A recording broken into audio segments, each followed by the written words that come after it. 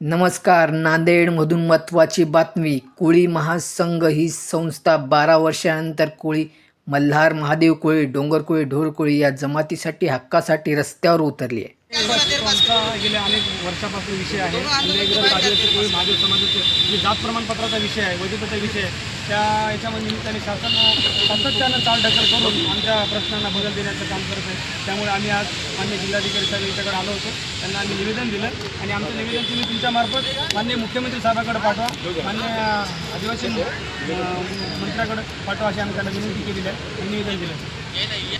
26/5/2026 रोजी एक GR काढलेला आहे.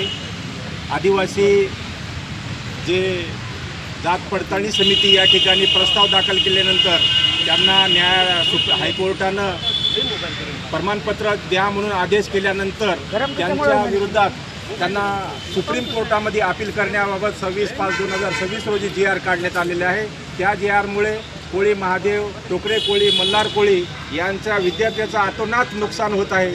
तरी तुमच्या माध्यमातून मी सरकारला विनंती करतो, मुख्यमंत्री साहेबाला विनंती करतो की हे जाचक जे GR काढला ते तात्काळ रद्द करावं व आमच्या गोरगरीब जनतेला प्रमाणपत्र, वैधता प्रमाणपत्र सुलभतेने मिळावं अशी आपल्या माध्यमातून सरकारला विनंती करतो.